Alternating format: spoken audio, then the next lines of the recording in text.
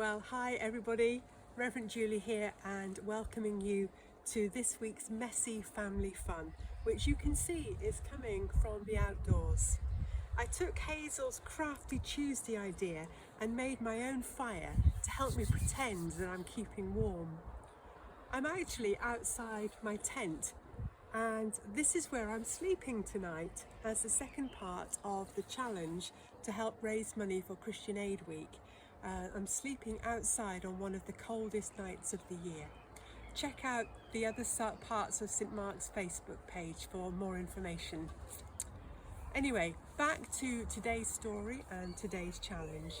This week, things get pretty serious for one of Jesus's friends, as he has a deep and meaningful conversation with Jesus, who he had seen die, who he knew where he had been buried, and who he had seen alive on more than one occasion.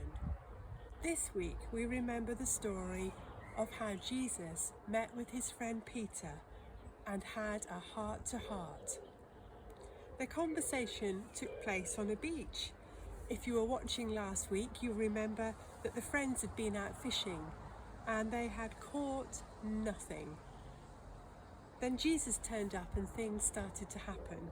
And suddenly they had 153 fish in their nets. And more than that, they got to spend time with Jesus, their leader, their teacher, their friend, all around a fire on the beach. Listen to how the story carries on. Get comfy and then I'll begin. I'm reading from the Children's Bible Story written by Jennifer Rees-Larkham. A driftwood fire was crackling by the water's edge, and bread and fish were laid out ready for breakfast. But all Peter could do was gaze at Jesus in amazement. "Peter, do you love me?" said Jesus quietly. "Of course," choked Peter. "Then look after my friends." It was later, when the others had dragged the net ashore, that Jesus asked again, "Peter, do you love me?"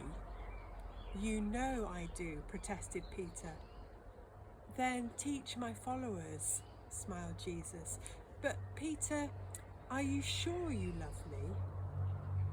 Suddenly Peter remembered the terrible night when he said 3 times that he had never known Jesus, and his face turned red with shame. "You know everything, Lord," he said. "You know that I love you." "That's why I need you to care for the others," said Jesus, as he put his hand on Peter's shoulder. "I'll never go back to fishing," promised Peter. "I'll spend my life telling people about you." "That's what I want you all to do," said Jesus, turning to the others. "Go everywhere in the world and tell all the people that I love them. Explain that they can come close to God and live in heaven because I died for them. All the people have to do is be sorry for the bad things they do and let me help them to change." Then, as he looked round at them all, he said, "Don't ever forget, I will be with you forever." 3 times Peter had turned his back on Jesus and denied ever knowing him.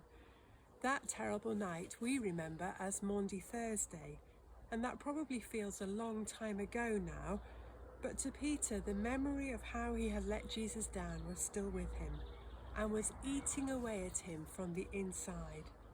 He not only had to remember the guilt of what he had done wrong, but also the shame that he felt, which went deep into his soul. Have you ever felt like that? I know I have, which is why it is so important that we read to the end of the story and we hear the way Jesus forgives Peter for denying him and replays the scene in such a way that Peter can say what is truly on his heart, which is that he loves Jesus and will spend the rest of his life telling people about Jesus.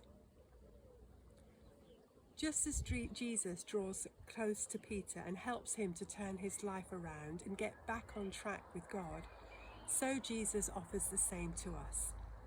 Not only can we find that God forgives the messed up stuff of our lives, but he can also deal with the feelings of shame that linger and cling to us.